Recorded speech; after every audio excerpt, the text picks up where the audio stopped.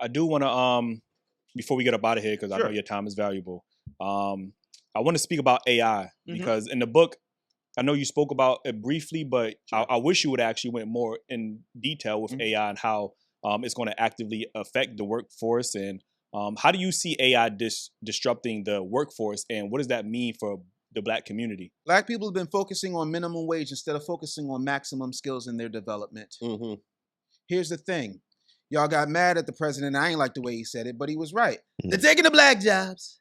They're taking the black jobs. They're eating the cats. They're taking the black jobs. If artificial intelligence can take your job's not specified enough. Get your skills up instead of your likes up. It's as simple as that. Minimum wage. You're fighting. You're getting people to fight for a higher minimum wage, and you're terrorizing them with AI is taking over. AI has taken over for the past. How old are you? Eli? I'm 34. You're 34. AI has been around in some way, shape, or form since before your parents met. Black people talking about, oh, you know, I don't want nobody, I don't want nobody tracking me, this, that, and the other. Boo-boo cakes. Your TV has a microphone.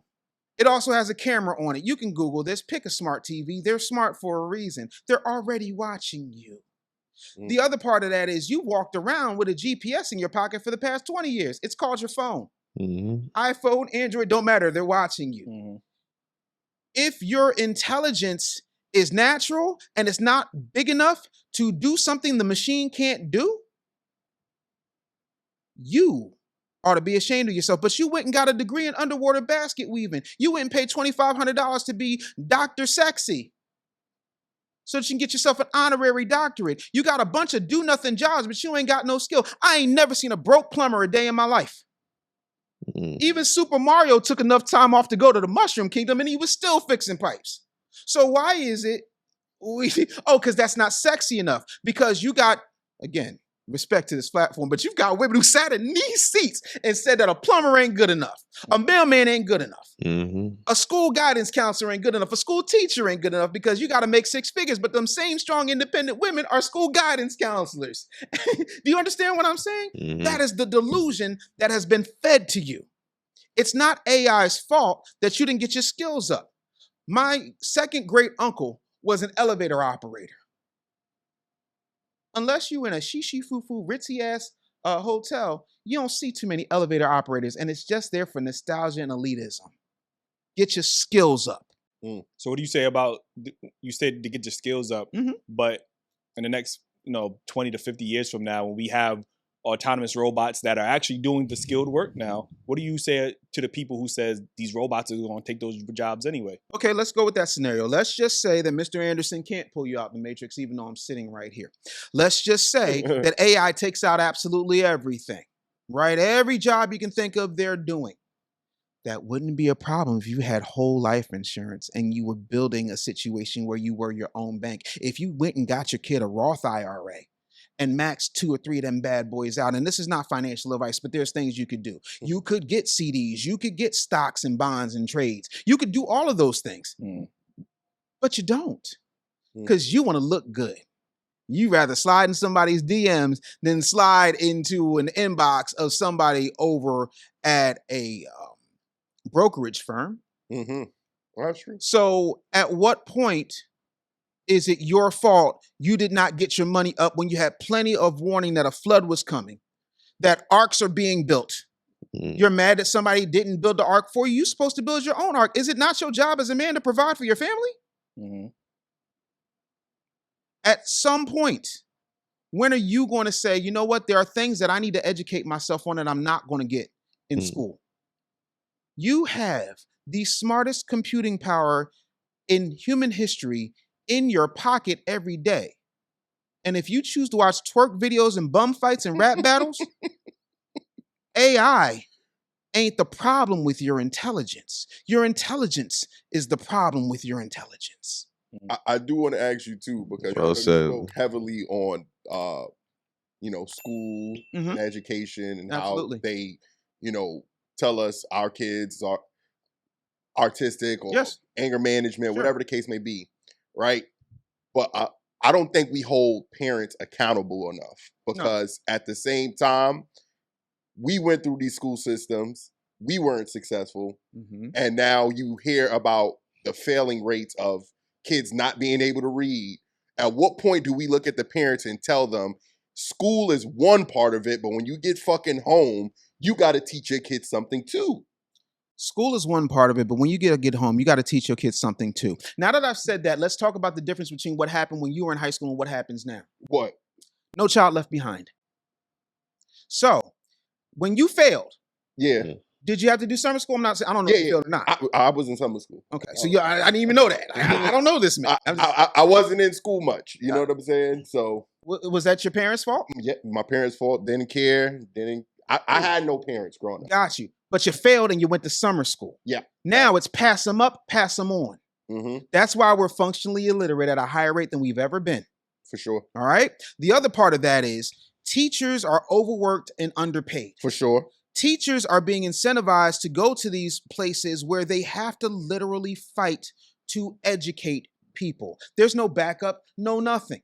Right? Parents are attacking them at some point. Parents are attacking them. By the way, the school is attacking them. The administration has things. You ever seen the movie Lean on Me? Yep. What's the movie about? Teacher trying to get breakthrough with the children. No, their parents. No, it's not. That's what they pulled in front of your eyes. Like Mr. Anderson pull you out of the Matrix. See, Lean on Me is a story about what they were going to do now.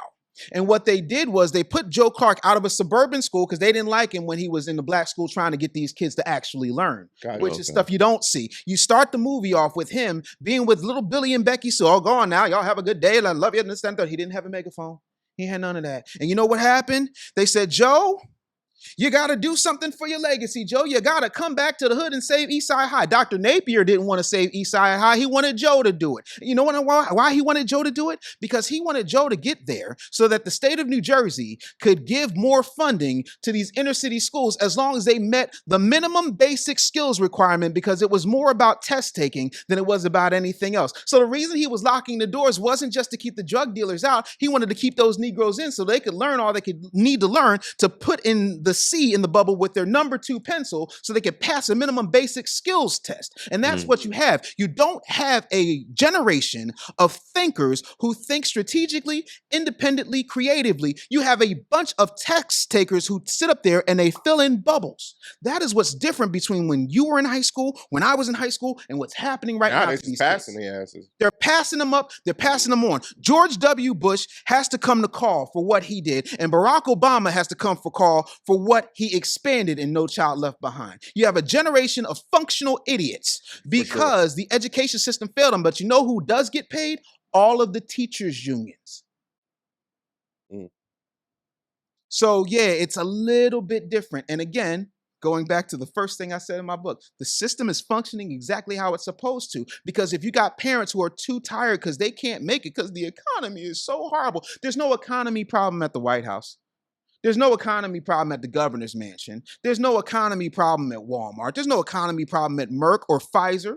There's no economy problem anywhere else but in our communities, meaning the little people, right? But specifically when it comes to Black people, the teachers' unions are getting paid.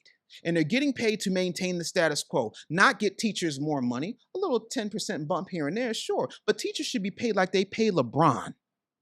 Name something you can do without teachers. My mother was a teacher. My grandmother was a teacher. Hell, my oldest daughter is a teacher. I was a college professor. And when I taught, they said, Dave, you are the #1 professor on Rate My Professor. Here's the problem. You're teaching these kids how to build a marketing agency. We need you to teach them how to work at one. So don't talk to me about how it's just the parents' fault. Yeah, it is. But this is what they're up against. And by the way, I had kids coming to my class running, tears in their eyes, like, Professor, I'm so sorry I'm late. I'm like, yo, have I ever grinded you up for being late? Yeah. Well, no, but everybody else does. You've got these kids conditioned to jump about being late or not turning in a paper on time, this, that, and the third. Not about what knowledge they have in that 2 square feet of real estate between their ears. Yeah. It's the parents' fault, but you have to start looking at what the system's actually doing. And when you start pulling back the layers and you say, hey, this ain't going to stand, they'll say, oh, no, don't worry. We're going to do the nay-nay. And with that, I yield.